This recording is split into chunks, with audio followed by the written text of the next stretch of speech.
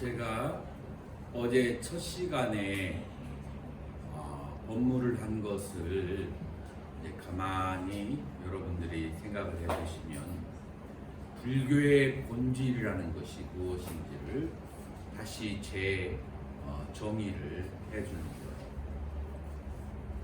불교의 본질이라고 하는 것은 고통으로부터 자유로워지는 데 있다. 자, 그런데 여러분들은 여러분들의 실패한 경험을 투사해서 부처님의 가르침을 볼 때 이유와 변명을 많이 달아요. 예를 들어서 불교는 고통으로부터 완전히 벗어나는 데 있다라고 하면 여러분들에 있는 그 자아가 뭐라고 하는지 그게 가능키나 하대요. 이제 이런 식으로 그건 뭐 스님들이나 하는 거죠. 이런 식으로 하면서 자꾸 딴지를 걸어서 부처님의 가르침을 가만히 이치를 가지고 따라가다 보면 자기의 괴로움이 사라지는데 자꾸 이유와 변명을 달면서 본질을 왜곡시키려고 하는 거예요. 그래서 그거를 벗겨야 돼요. 그거를 벗겨서 완전히 여러분들이 몰입이 되어서 부처님의 가르침을 들으면서 따라서 사유를 하다 보면은 자기에게 고통으로부터 자유로워진 세계가 바로 보여요. 그래서 부처님 당시에는 깨달은 사람들이 그렇게 많은 이유를 달지 않고 부처님의 가르침을 따라서 그냥 사유를 하면 그러면은 되는 거죠. 자, 그래서 부처님의 가르침의 본질은 무엇이냐? 고통으로부터 완전히 자유로워지는 데 있다. 자, 그런데 고통으로부터 자유로워지려면 고통의 종류가 몇 가지 있는 줄을 알아야 된다. 고통의 그 종류가 몇 가지가 크게 카테고리로 나누면 몇 가지가 있죠? 세 가지가 1번 첫 번째 뭐가 있어요? 첫 번째 생물학적인 괴로움인데 태어나면 병들고 늙고 죽는 생물학적인 괴로움이 있고, 자, 두 번째로는 어떤 괴로움이 있어요? 관계에서 오는 괴로움인데 그 괴로움의 원인은 무엇 때문에 온다고요? 애증 때문에 오는 것이다. 자, 첫 번째 괴로움은 무엇 때문에 온다고요? 태어났기 때문에 오는 것이다. 자, 세 번째 괴로움은 뭐라고 그랬어요? 세 번째로 괴로움은 심리적인 괴로움, 마음의 괴로움이에요. 그래서 이 심리적인 괴로움이라고 하는 것은 마음이 과거에나 미래로 흘러갔기 때문에 스스로 만드는 괴로움이에요. 이 괴로움의 원인은 무엇 때문에 온다고요? 과거와 미래에 흘러갔기 때문에 과거에는 좋은 생각과 나쁜 생각이 있고 나쁜 생각을 하면은 마음의 상처가 더 깊어지고 좋은 생각을 한다는 것은 지금 현재가 불만족스러워서 좋은 생각을 그래서 이래도 저래도 좋지 않은 거예요. 미래로 가는 것은 미래는 염려와 그 다음에 욕망의 길로 가게 돼요. 그래서 미래로 가는 것도 건전하지 않아요. 그래서 지금 현재에 머물러서 현재에 충실했을 때 괴로움으로부터 벗어나게 되는 거예요. 자, 이런 세 가지 괴로움을 부처님의 가르침하고 대입시키면 1번 생물학적인 괴로움은 생로병사, 그 다음에 2번 관계의 괴로움은 원중해고 애별리고 사랑하는 자와 헤어지는 괴로움, 미워하는 자와 만나는 괴로움, 세 번째 마음의 괴로움이라고 하는 것은 그것은 오온성고 내 마음이 색수상 행식을 과거의 색수상 행식을 떠올렸을 때 오는 괴로움, 미래의 색수상식에 대해서 염려했을 때 오는 괴로움. 자, 그래서 오온성도, 오온으로 이루어지는 것은 괴로움이라는 것이고, 그 다음에 미래의 오온에 대해서 염려하는 것은 구부듣고 구하여도 얻지 못하는 괴로움이 된다라고 하는 거예요. 미래에 뭐를 구하는 거죠? 내가 건강해라.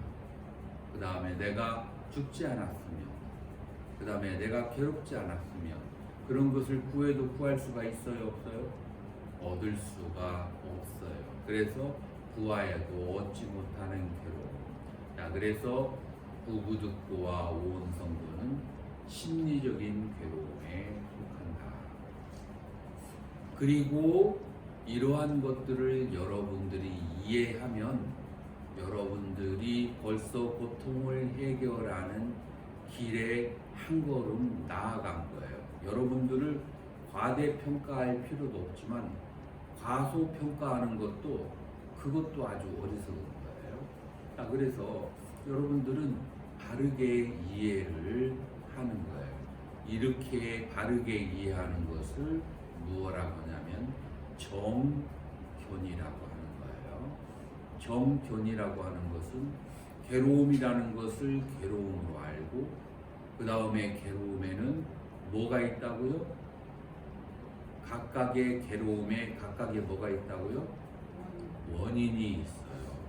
그래서 괴로움의 원인이 있다는 것을 알고, 그 다음에 괴로움으로부터 벗어나는 길이 있어요, 없어요? 벗어나는 길을 뭐라고 그래요? 불교에서는 팔정도라고 해요. 그래서 원인이 있고 괴로움으로부터 벗어나는 길이 있다. 이거를 쉬운 말로 혹은 교리적 용어로 연기, 인과법이라고 하는 거예요. 자, 그래서 두 번째로 정견은 인과를 믿고 이해하는 것을 정견이라고 한다. 그래서 500년 묵은 소나무를 여러분들 누가 기부를 했어. 기부를 해서 희사를 해서 우리 이제 반야원 앞에다가 심는 거예요. 심으려고 할 때 제일 먼저 가장 중요한 게 뭘까요? 밑에를 충분히 나무 뿌리에, 나무 길이의 3분의 1에 해당하는 만큼의 밑을 잘 파서 거름을 주고, 그 다음에 나무의 뿌리를 안으로 쑥 집어넣으면, 그리고 물을 잘 주면, 그러면 이 나무가 사는 것은 확실해요. 근데 이 나무의 뿌리도 다 안 들어갈 정도로 10m 길이의 나무인데 30cm만 파가지고 놔뒀어. 그러면은 여러분 어때요? 이 나무가 살 확률이, 거기다가 물도 안 줘. 날씨는 비가 안 와. 그러면 죽는 건 확실해요. 자, 여러분들이 여러분들의 인생을 업그레이드 하려면 정견이라고 하는 나무에 뿌리를 단단하게 심어야 된다라고 하는 거예요. 그래서 정견이라고 하는 것은 괴로움의 원인과 괴로움에 해결하는 법을 아는 것, 그것이 정견이고, 그것은 어디에 바탕을 두느냐? 인과의 바탕을 둔다라고 하는 거예요. 그리고 여러분들이 구애하지 않고 바람하지 않는 그런 행복은 어디에서 오는가? 콩을 심어야 온다. 여러분들이 불행으로부터 벗어나려면 어떻게 해야 돼요? 팥을 심지 말아야 된다. 무엇이 콩이고 무엇이 팥이라고요? 콩은 선행이고 팥은 악행이에요. 그래서 여러분들이 지금 현재 경험하는 괴로움들과 지금 현재 경험하는 즐거움들에 대해서 바른 견해를 가져야 돼요. 어떻게 하는 게 바른 견해예요? 내가 지금 현재 어떤 괴로움을 가지고 있어? 몸으로 병으로서 괴로움을 가지고 있고, 혹은 인간관계에서 괴로움을 가지고 있고, 혹은 마음이 울적하고 괴로움이 있어. 자, 그러면 그 괴로움이 무엇 때문에 발생했다고요? 원인이 있어요, 없어요? 우연히 괴로울까요? 아니면은 다른 사람들 때문에 괴로울까요? 나는 완전히 괜찮은데, 나는 완전 괜찮은데 내 주변 사람들이 문제야.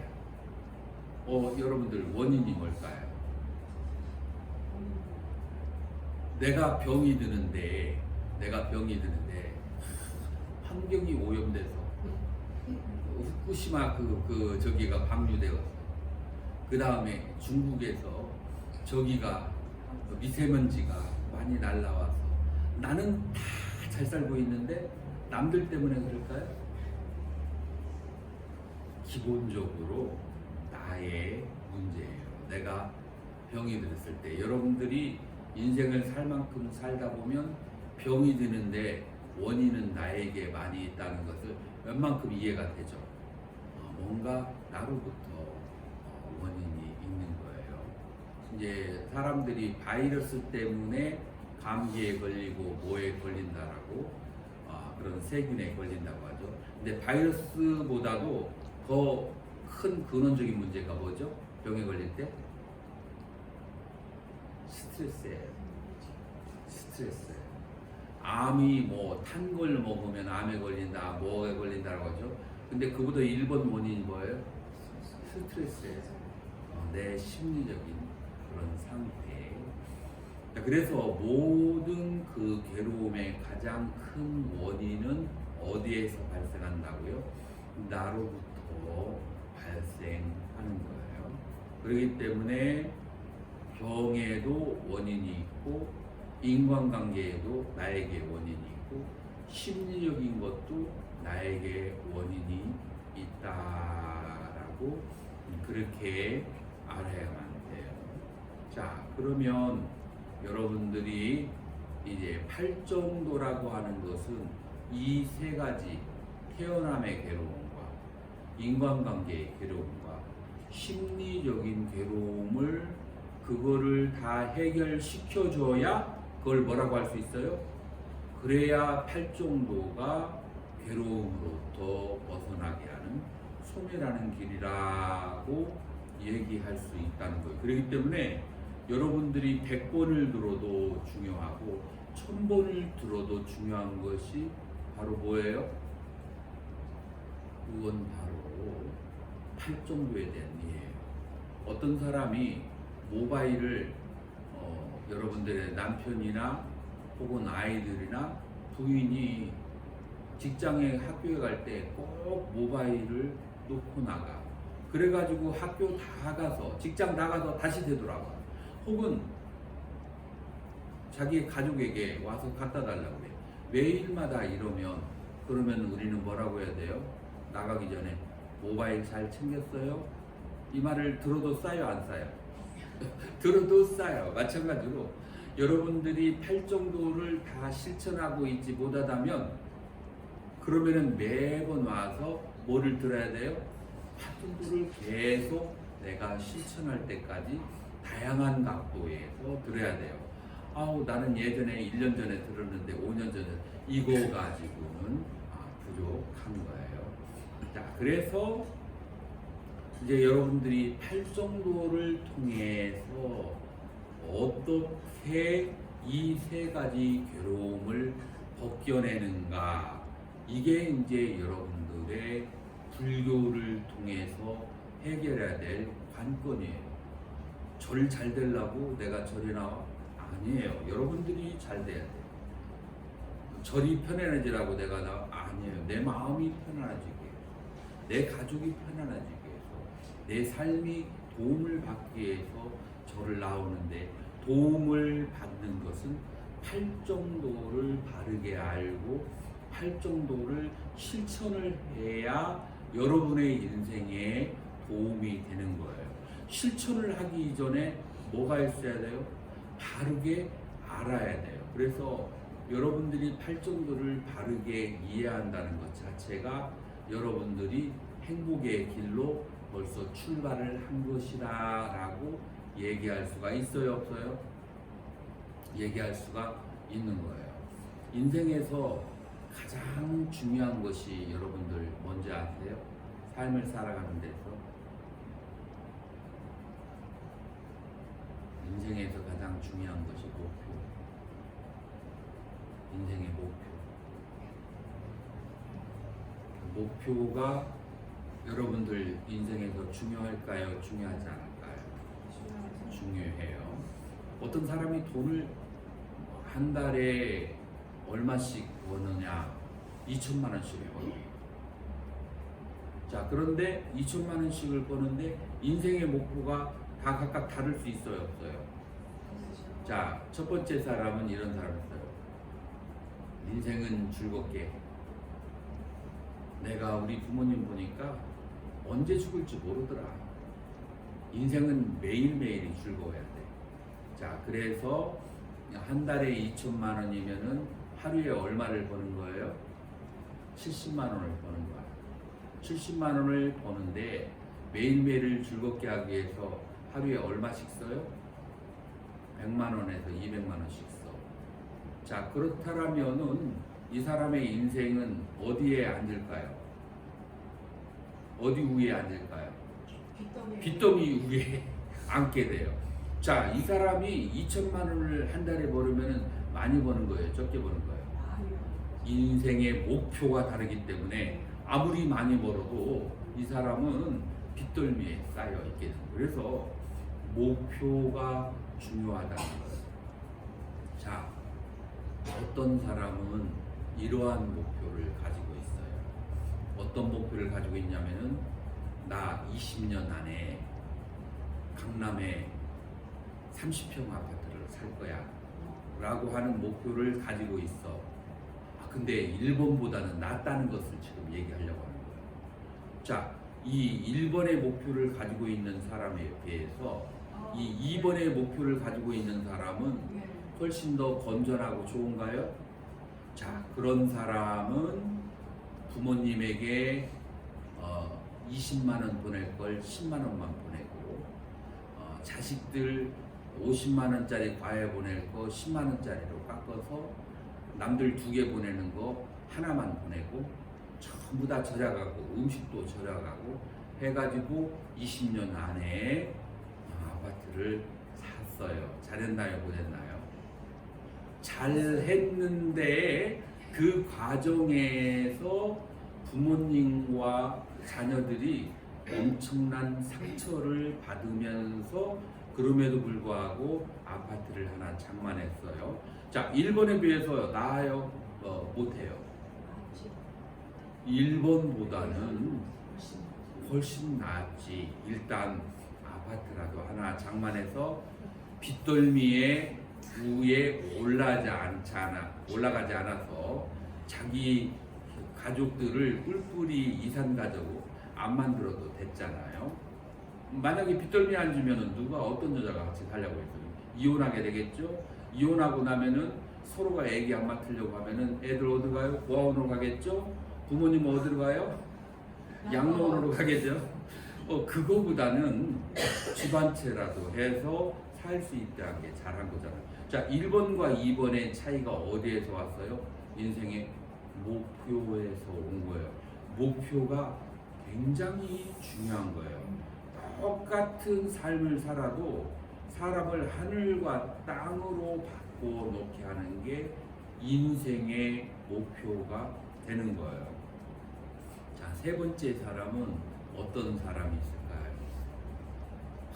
내가 윗 어른들 보는데 정말 자린고비처럼 우리 부모님이 돈을 열심히 모아가지고 그래가지고 강남에 집 2채, 그 다음에 평창동에 땅 많이 나한테 물려주고 갔는데 그거는 고마워. 그거는 고마운데 부모님의 일생을 되돌아보면은 일생이 너무 불행해 보여요. 저렇게 해가지고 자식들에게 물려주는 것이 무슨 의미가 있을까?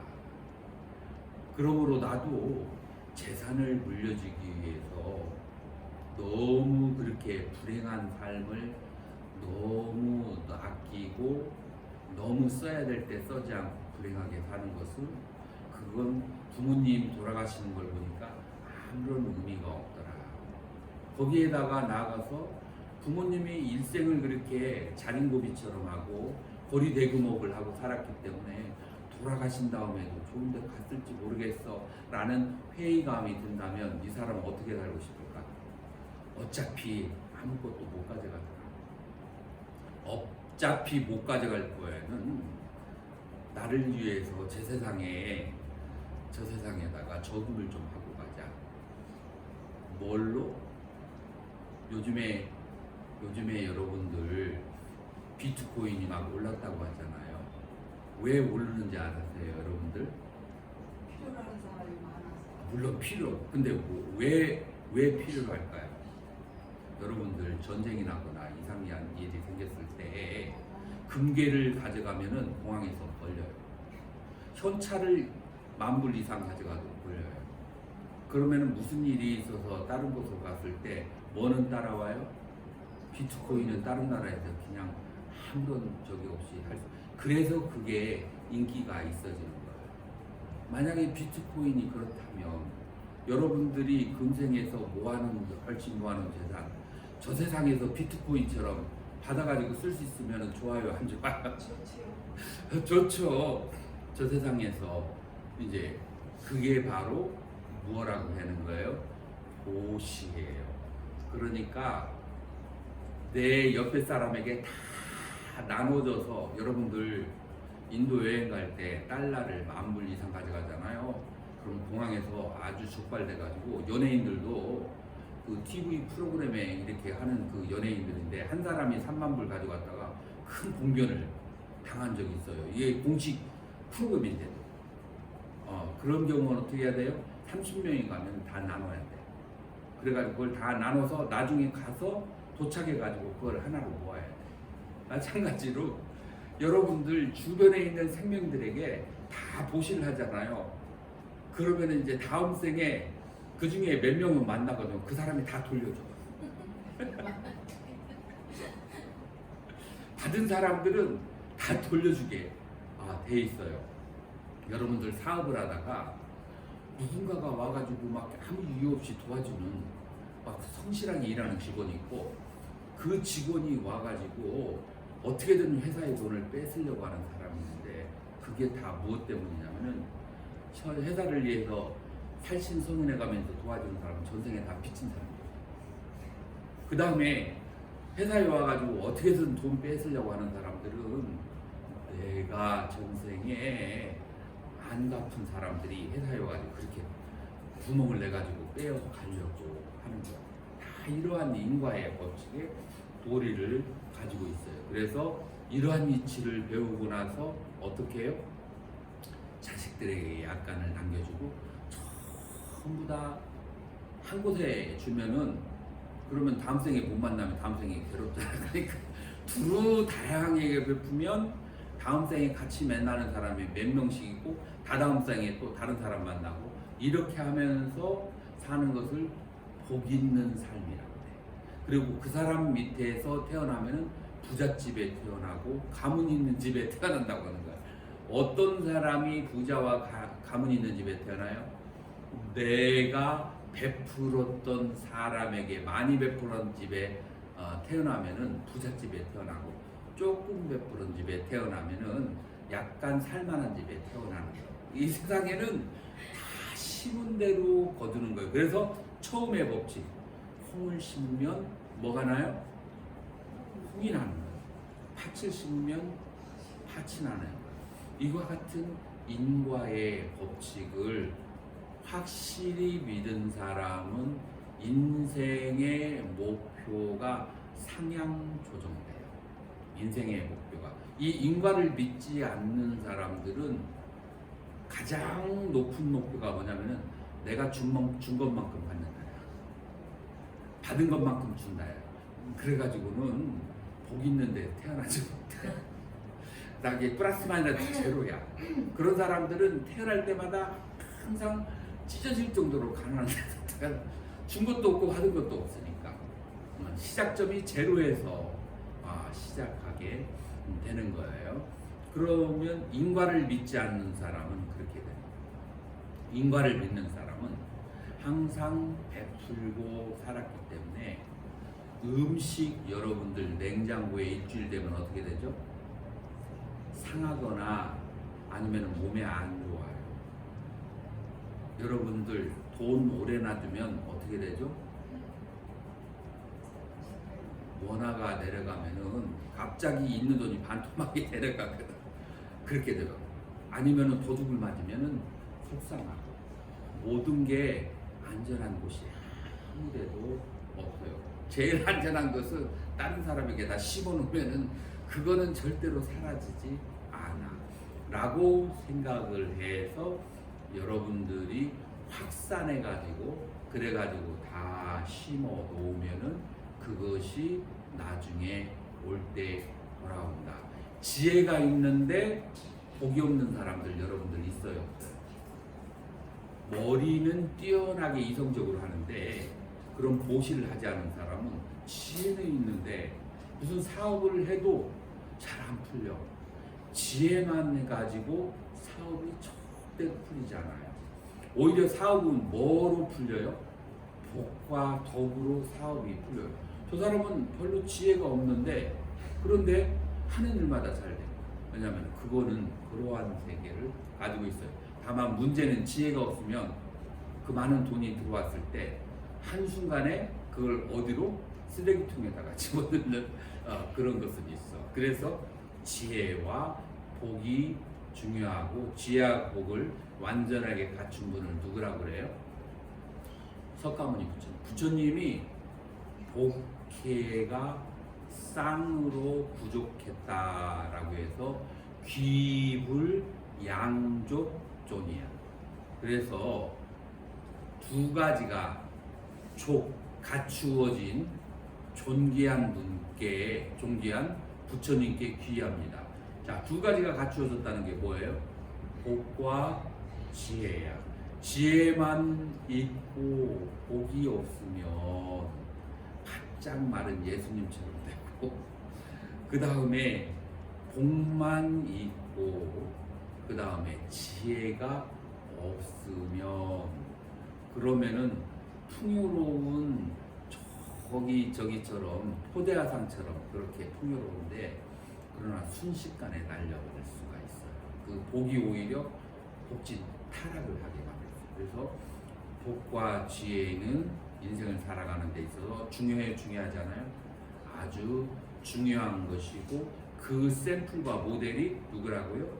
석가모니 부처님이다. 그래서 불교는 굉장히 현실적인 논리적이고 과학적인 그런 가르침이라고 볼 수가 있어요.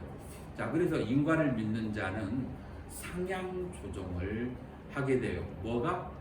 목표가 위로 올라가는 거예요. 그래서 남에게 베푸는 삶을 살게 되고 내가 받은 것보다 베푸는 것이 많은 사람은 지금 이 현생과 다음 생이 어떤 삶이 돼요? 천상의 삶이라고 그렇게 하는 거예요. 근데 여러분들 오지랖이 넓으면서 지혜가 없는 사람들 주변에 많이 봐요. 그래서 많이 베푸는 사람은 그러면은 쫄딱 망한다 이런 생각을 그렇게 하기가 쉽거든요. 이제 아주 대표적인 예가 우리 아버님이셨어요. 우리 아버님은 북한에서 넘어온 사람들이 신분증이 없으면 뭐가 안 돼요? 취업이 안 되는 거예요. 그래서 한 50명 이상의 신분증을 만들어 줬어요. 나중에 이 사람들이 사고를 치잖아요. 차압이 어디로 오는지 아세요? 우리 집으로 오는 거야. 그것까지는 계산을 못한 거야. 그냥 도와줄 생각만. 그래서 남을 도와줄 때도 그래가지고 몇십 명이 한 서너 명이 사고를 치니까 재산이 그냥 한꺼번에 싹 사라지게 되더라고. 차압을 당해가지고. 그래서 복만 있어서는 안 되고 지혜가 있어야 된다라고 하는 거예요. 자, 그래서 여러분들이 이제 남을 베풀면서 사는 목표, 천상의 목표를 가지거나 천상에서 인간을 자주 태어나는 것도 번거롭다라고 해서 여러분들이 해탈을 하려고 하는 목표, 그런 목표를 가질 수 있는 것도 어디에서 오냐? 인과에 대한 믿음에서 오는 거예요. 그래서 천상 이상의 좋은 세계는 인과를 믿지 않으면 절대로 이룰 수가 없고, 인과를 믿는 것을 정견이라고 하고, 정견이 있기 때문에 천상이나 해탈에 대한 목표가 생기는 것이다 라고 하는 거예요. 그래서 우리는 세 가지 목표를 불교는 가지고 있는데, 천상에 태어나려고 하거나 아니면은 해탈을 하려고 하거나, 세 번째로는 뭐가 있어요? 보살이 되려고 하거나 라고 하는 이 세 가지 목표를 갖는 것을 바른 견해로 인한 바른 목표를 갖는다라고 하는 거예요. 어제 설명하고 좀 다르죠? 이렇게 똑같은 것도 각도가 다르게 설명되어질 수가 있는 거예요. 자, 그래서 이 목표가 인생의 절반이다. 바른 목표가 인생의 절반. 이러한 목표가 생기게 되면, 이러한 청사진이 생기게 되면 나머지는 이제 시간 문제예요. 나머지는 집을 짓는 사람이 여러분들이 그걸 뭐라고 하죠? 청사진이라고 하고, 설계도가 완전히 완성이 되잖아요. 그러면은 이제 돈만 조금 있으면은 재료를 사다가 만들면 돼. 이게 빠르고 늦고의 차이점이지, 설계도가 완성되면 그 다음에 이제 그건 이루어지는 거예요. 그래서 바른 목표, 그거를 우리 한국말로 정사라고 하는데, 이 정사라고 하는 것은 인생의 몇 프로다? 바로 50% 이상이 바른 목표를 세우는 데입니다. 그래서 여러분들이 자녀를 키울 때도 일부러 여러 가지 자잘한 거에 대해서 간섭을 하면은 애들 자립심만 없어요. 여러분들 짐승들이 자녀를 키울 때 가장 큰 목표가 뭔지 아세요? 무슨 자립하는 거죠? 다른 짐승에게 먹히지 않고 도망가는 것과, 두 번째로 다른 생명을 잡아서 먹고 사는 법, 이 두 가지가 짐승들이 자녀를 키우는 그런 목표, 짐승의 세계예요. 자, 그래서 다른 생명에게 잡아먹히면 안 되고 스스로 먹이를 구해 먹을 수 있어야 돼요.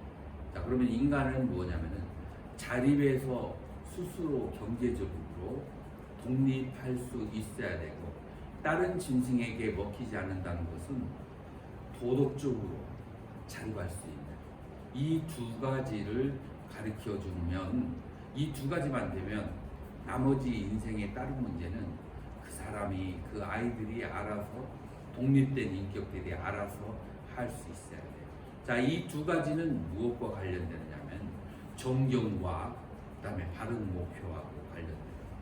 인생을 살아가는데 바른 견해와 그다음에 인생을 살아가는데 바른 목표를 심어주면 나머지는 이제 아이들이 알아서 잘 할 수가 있어요. 그렇기 때문에 이건 여러분들의 인생에도 중요하지만 누구에게도 중요하다? 여러분들의 자녀에게도 굉장히 중요한 일이 된다라고 말할 수가 있어요.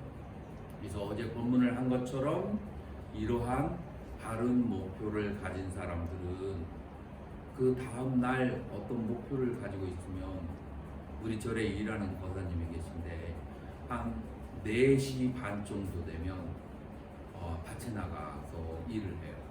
무슨 목표를 가지고 있느냐면은 저 밭을 열심히 가꿔서 돈을 많이 만들어야겠다라는 목표를 가지고 있어요. 그렇기 때문에 눈만 딱 뜨면은 나가가지고 그래가지고 이제 밭을 일구는 거예요. 목표가 확실하다면 나머지는 자동으로 자동 시스템으로 처리돼요. 자, 목표가 바르게 있으면 그러면은 말이 벌써 바르게 나가요. 내 목표와 맞는 말을 하게 되는 거예요. 그 다음에 말만 할 뿐만 아니라 몸이 그렇게 목표에 맞게 움직이게 되는 거예요.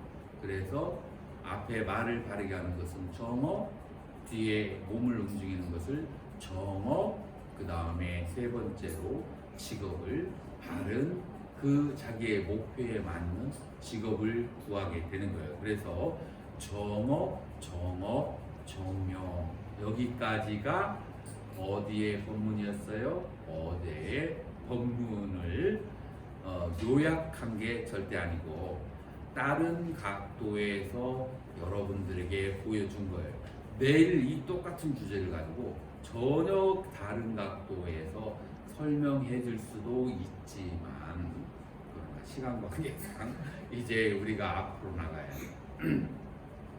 자, 그러면 이와 같은 것을 가지고 더 앞으로 나아가야 되는데 어디로 나아가야 하느냐면 정념 혹은 삿띠라고 하는 쪽으로 여러분들은 나아가야 돼요.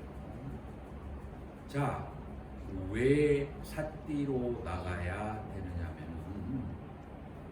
자, 태어남이 생물학적 괴로움의 원인이고 그 다음에 탐심과 진심이 관계의 괴로움이고 그 다음에 마음이 과거와 미래로 가는 게 정신적인 괴로움의 원인이라고 했단 말이에요. 마음이 과거나 미래로 가지가 못하게 하는 것을 현재에 머물게 하는 것을 전문용어로 뭐라고 그래요? 삿띠라고 하고 마음 챙김 알아차림이라고 하는 거예요. 그래서 어디부터 잡기 시작하면은 마음의 병부터 잡기 시작해야 돼요. 왜냐하면은 인생의 모든 것은 마음에서 시작되는 거예요. 그러니까 여러분들의 마음의 근심, 마음의 병을 먼저 잡아야 되는데 그거를 무엇으로 시작하는가 하면은 알아차림으로 삿띠 수행으로부터 시작을 한다. 그래서 마음 챙김을 한다. 여러분들 삿띠, 알아차림, 마음 챙김 과거에 들어본 적이 있는 사람 손 한번 들어주세요. 손을 좀 넓게 높이도 들어주세요. 아니 들어본 적이 없어? 아니요. 이번에 잠깐 놓쳤어요. 삿띠나 알아차림 그 다음에 마음 챙김이라는 말을 들어본 적이 있는 사람 손 들어주세요. 좋아요. 손 내려주세요. 자, 이제는 단 하루라도 수행을 해본 적이 있는 사람 손 한번 들어주세요. 내려주세요. 자, 그러면 여러분들에게 아주 쉽게 설명을 해 드릴게요. 지금 내가 말하는 소리 여러분들 들리시나요? 이제 대답을 크게 해주세요. 자, 여러분들 내가 말할 때 선풍기 소리 들리시나요? 안 들리는 사람 손 한번 들어보세요. 내가 말할 때 내 법문에 집중하느라고 선풍기를 잠깐 까먹었다. 법문하실 때는 안 들렸어요. 예. 자, 내가 세 번째 질문으로 갈게요. 자, 세 번째 에어컨 돌아가는 소리 여러분들 내가 법문할 때 들리시나요? 네. 안 들렸어요. 안 들리는 사람 손 한번 들어보세요. 안 들렸어요. 좋아요. 손 내려보세요. 자, 바깥에 차가 지나가는 소리 내가 법문할 때 들리셨나요? 안 들렸어요. 안 들렸어요? 자, 다음 질문. 지금 방금 새 한 마리가 지나갔는데 새 지나가는 날개짓 하는 소리 들리셨나요? 안 들리셨죠? 자, 소리는 다 나고 있었어요. 소리는 다 있는데 어떤 것은 듣고 어떤 것은 안 듣고 어떨 때는 듣고 어떨 때는 못 들었어요. 뭐 때문에 그러죠? 주어를 얘기해야 돼. 주어. 뭐가 집중돼 있는?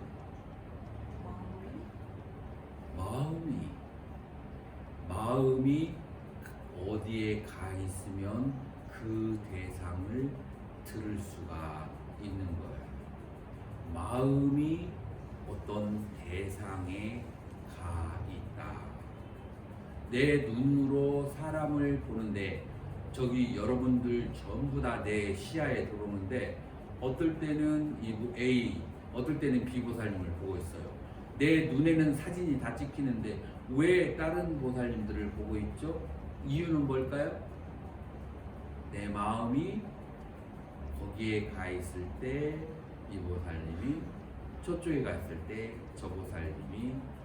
그러니까 내 마음이 거기에 가는 이유는 어떤 분이 내 법문을 듣고 표정이 바뀌거나 좋아하거나 혹은 얼굴을 찌르면서 저거 도대체 무슨 말일까? 라고 할 때 내 마음이 이제 가는 거예요.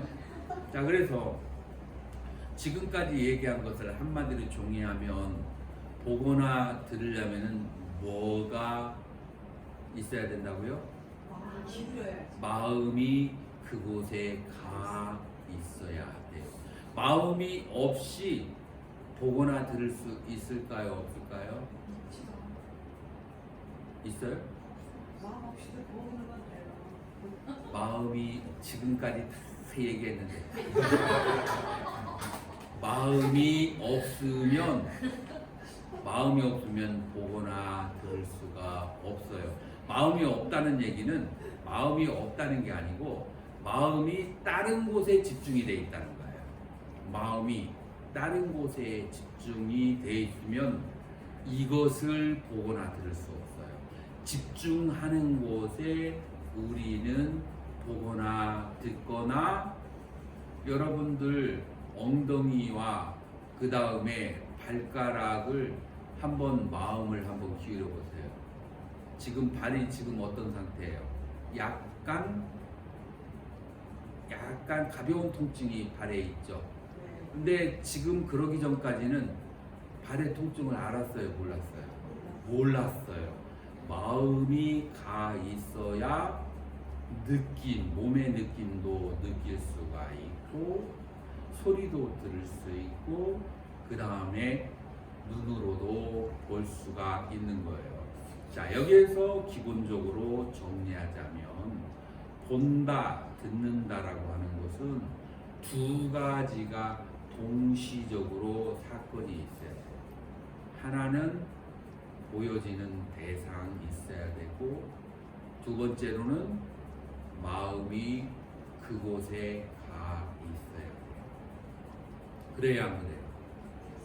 자, 그래서 마음이 가 있는 대상, 이렇게 둘로 나눌 수가 있어요. 그래서 이거를 불교 전문용어로 심과 법이라고 그렇게 얘기하는 거예요. 금강경에서 가르침의 전부가 마음과 법에 대한 얘기예요. 심과 법에 대한 얘기예요. 자, 그런데 여러분들 내 마음은 어디에 가 있는가? 여러분들 아시는가요? 내 마음이 어디에서 놓이는지? 자, 그러면 여러분들은 가만 놔두고 여러분들의 자녀들의 마음이 어디에서 머물러 있는지 궁금해요, 안 해요? 궁금하죠? 그러면 마음이 어디에 있는지 여러분들이 알 수 있을까요? 없을까요?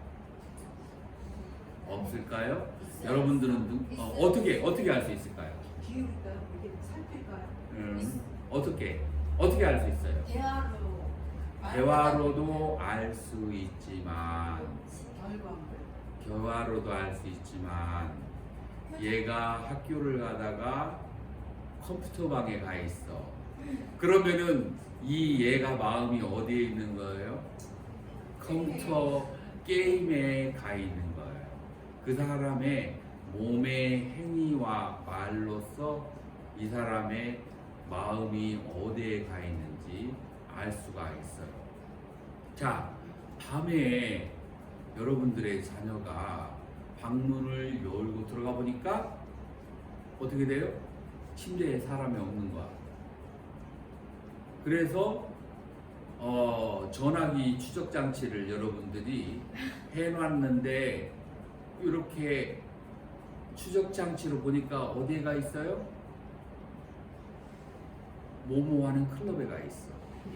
그러면은 그 자녀가 마음이 어디에 가 있는 거예요? 춤추고 노래하고 노는 데 가 있다라는 것을 알 수가 있어요, 없어요?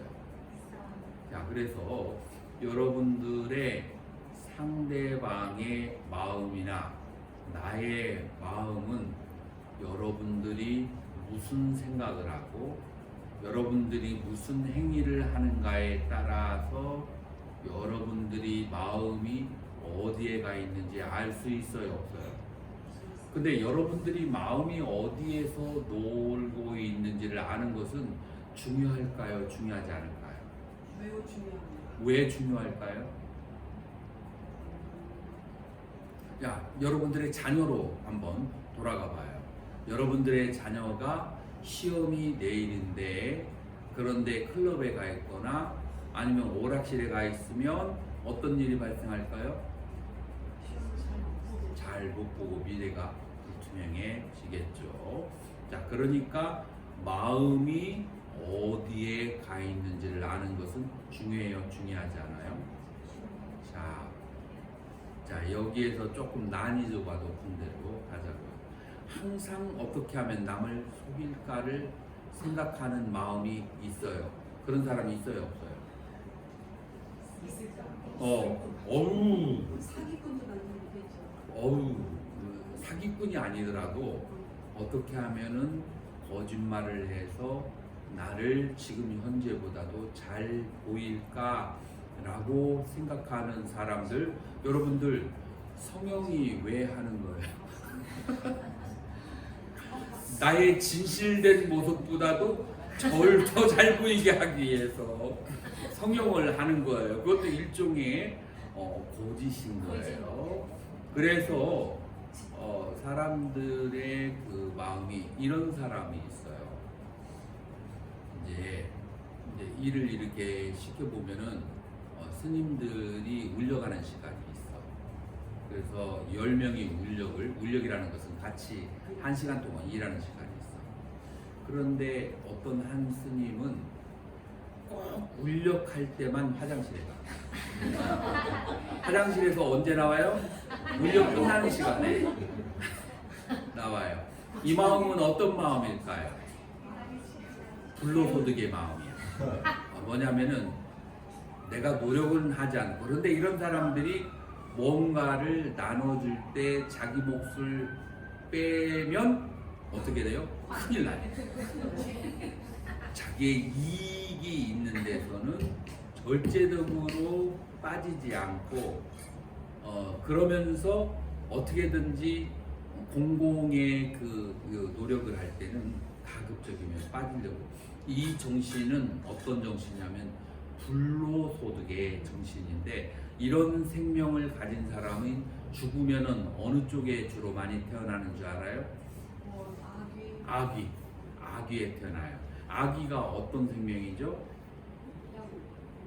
먹을 것이 많아도 목이 가늘어 바늘만큼 돼가지고 많이 먹으려고 하면은 여기서 막 그냥 트래픽이 생겨가지고 고통스러워. 배는 고픈데 여기가 너무 짜. 왜 그렇게 됐을까요? 노력하지 않고 이익을 취하려고 하는 심적인 상태가 그러한 목력을 만들어 놓은 거예요. 그래서 내 마음이 어떤 상태에 있는가를 불로소득의 그런 정신은 아기의 상태의 마음을 가지고 있어요. 자, 또 어떤 종류의 마음이 있는지 아세요? 어떤 종류의 마음이 있냐면은 선악십이 원래 없는가? 내 이익이 있으면 그러면은 내 이익을 위해서 남 눈치 보지 않고 그냥 해도 돼. 그래서 선악이나 시비를 가리지 않는 마음이 있어요. 그래서 다른 사람이 고통을 당하는 것을 그거를 외면하는 사람이 있어요. 예를 들어서 철거할 때 깡패님들이 가끔가다 그런 분들 강의 듣고 쫓아올지 모르잖아. 그분들이 이제 가서 막 집을 부시려고 할 때 몸이 불구자인 어머니와 그 다음에 어린 아이가 있는데도 그거를 그냥 돌아보지 않고 부시는 사람들, 이런 사람들은 선악과 시비보다는 내 하루 일당이 더 중요한 사람들. 자, 이런 사람들은 어떤 사람들의 마음이라고 그래요? 축생의 마음이라고 그래요. 인간이 불륜을 저지를 때 아주 나이 어린 사람들을 불륜을 저지르는 사람 있잖아요. 그 다음에 그냥 그 여자들이 나이가 어리고 약하다고 해서 강제적으로 그런 이제 일을 하는 사람 있잖아요.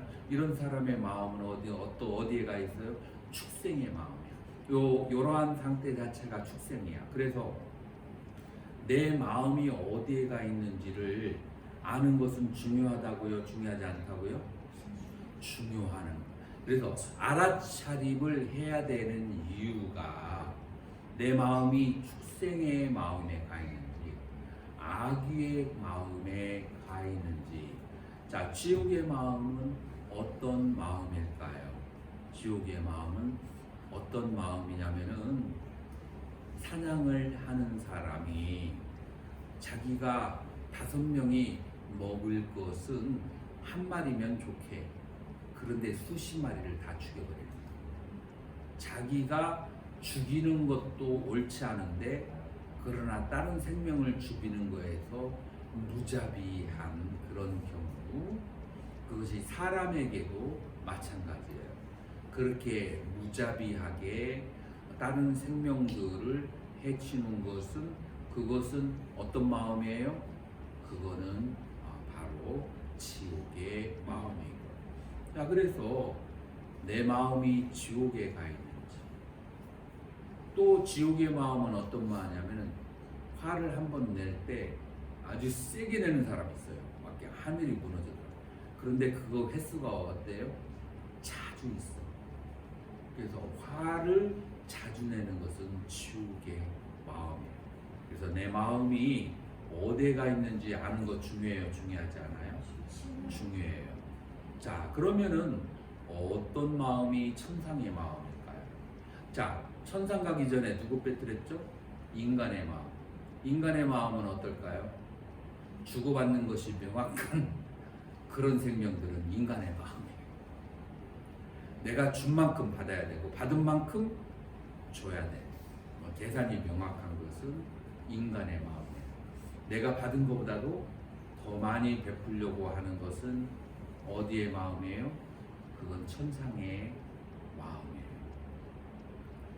오용락이 다 무상하다고 생각해서 소유한 것을 버리고 고요히 선정에 닦는 것은, 그것은 뭐예요? 색계 천상의 마음이에요. 그렇기 때문에 여러분들의 마음이 어디에 가 있는 것을, 자주자주 가 있는 것을 알면 나의 앞의 생애가 어떻게 될지 알 수가 있을까요? 없을까요? 알 수가 있어요. 그리고 내가 죽은 다음에 어디에 태어난다는 것은 중요할까요? 중요하지 않을까요? 중요합니다. 자, 그래서 여러분들이 알아차림, 삿띠를 하는 첫 번째 이유는 내 마음이 어디에서 자주 돌고 있는가, 그거를 내가 알아야만 돼요. 지옥에서 자주 놀고 있는지. 어떤 사람이 지옥에서 자주 놀아요? 차 타고 가면서 늘 화를 내는 사람이 있어요. 이 차가 오른쪽에 있는 차는 이게 잘못됐고 왼쪽에 있는 차는 이게 잘못되고 저기 병비로 보세요 스님, 저 뒤쪽에 있는 오른차는 이거 잘못했고 이렇게 모든 안 좋은 것을 보면서 화를 내고, 여당이 집권할 때 화를 내고 야당이 집권할 때 화를 내고, 이장이 잘못된 거 화가 나고 면장이 잘못된 거 화가 나고, 러시아에 화가 나고 일본에 화가 나고, 주변이 지원해요. 주변에 그런 안 좋은 것만 계속 보이고 불평을 하는 사람, 그게 바로 이제 지옥의 마음이다라고 하는 거예요. 주변에 그런 안 좋은 일이 있을 때 어떤 게 천상의 마음이에요? 저 사람은 저 보니까 왼쪽에 시력이 안 좋아서 왼쪽에 차를 못 봐서 살짝 받으셨구나. 네. 저 사람 오늘 아침에 부부싸움하고 그러니까 저런 것. 이렇게 상대방의 입장에서 모든 일을 다 이해해주는 마음은 무슨 마음이에요? 천상의 마음이에요. 이 세상은 모두 다 악한 사람들만 산다? 지옥의 마음이에요. 이 세상은 다 좋은 사람들만 사는데, 그런데 저 사람 오늘 컨디션이 이래서 안 좋고 저래서 안 좋아라고 이해해주는 사람은 천상에 태어나게 돼요. 그러지 않은 사람 천상에 태어나면 그거 공예되는 거야. 그런 사람이 다 그냥 극락에 태어날 때 극락의 마음은 다 그런 마음. 그래서 나의 마음을 계속 알아차리는 거예요. 그래서 알아차림의 1번은 마음이 가 있는 곳을 알아차려야 돼요. 자, 2번째 알아차림은 마음을 좋은 곳에 갖다 묶어 놓는 거야. 첫 번째로는 마음이 가는 곳을 다 쳐다봐야 돼요. 2번째는 그거 번거로워. 아주 좋은 곳에다가 갖다가 메어서 묶어 놔버리면 되는 거야. 이것저것 관찰하는 게 이제 복잡한 거야. 그래서 좋은 곳을 어디에다가 갖다 붙들어 맬까요? 마음을 정구없이는 수리수리마 수리수리다바 수리수리마 수리수리다바 수리수리마 수리수리다바 오방내 아니 계신지는 항상 하거나 묘장구 태다라니 나무라 단나라라야야 나마갈야바로기제 해바라야 무지 사다바야마 사다바야마 루니가야 주력에다가 마음을 묶어놓거나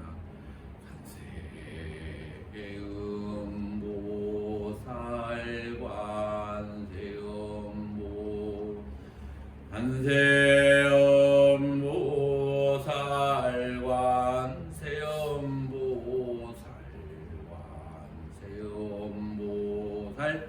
연불에다가 마음을 묶어놓거나, 연불 강경 주력에다가 마음을 묶어놓거나, 화두에다가 마음을 묶어놓거나, 마음을 좋은 곳에다가 묶어놓는 거예요.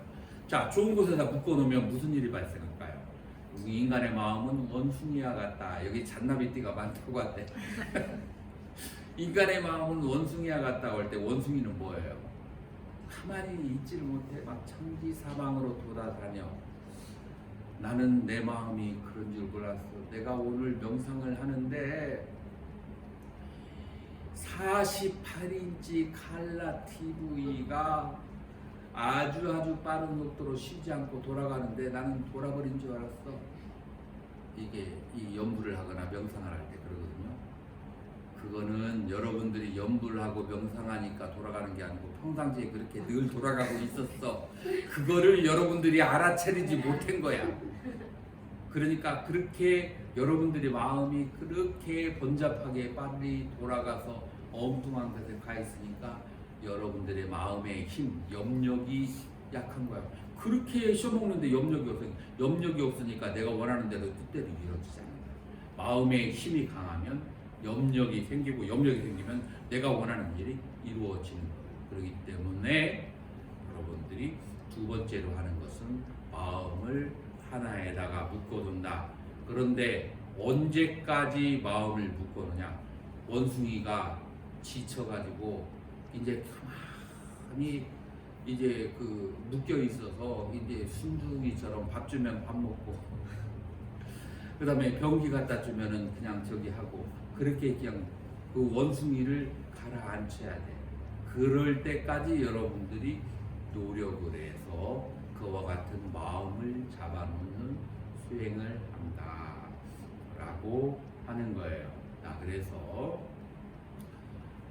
여러분들이 염불이나 주력이나 강경을 통해서 마음을 한 곳에 묶어놓는 것을 삼매의 수행, 사마타 수행이라고 하고, 여러분들이 마음에 있는 곳을 머무는 곳을 쫓아가면서 찾아가는 것을 아누사티, 사티 혹은 위파사나 수행법이라고 하는데, 이 사마타와 위파사나 수행은 전문가를 위한 것이 아니고 모든 인간들이 해야만 하고, 하면은 한 것만큼 이익이 있고, 여러분들의 인생이 스피리추얼 레벨이 그 위로 상향하는 것이다.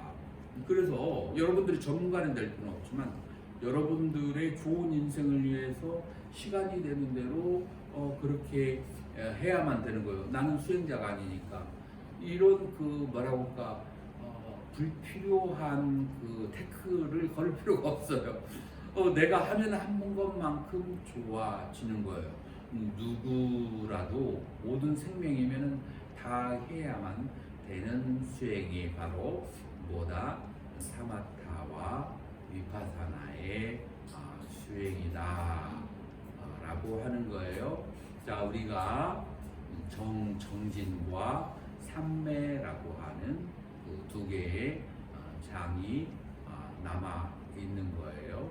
그래서 일단 여기에서 일단은 이제 오늘의 법문은 정리하도록 하고, 왜 사띠 수행을 하는지, 그리고 사띠 수행을 해서 사마타와 비파사 어떻게 나눠지는지 여러분들이 이해가 되셨나요? 네. 이해가 되셨어요. 자, 질문 받도록 하겠습니다.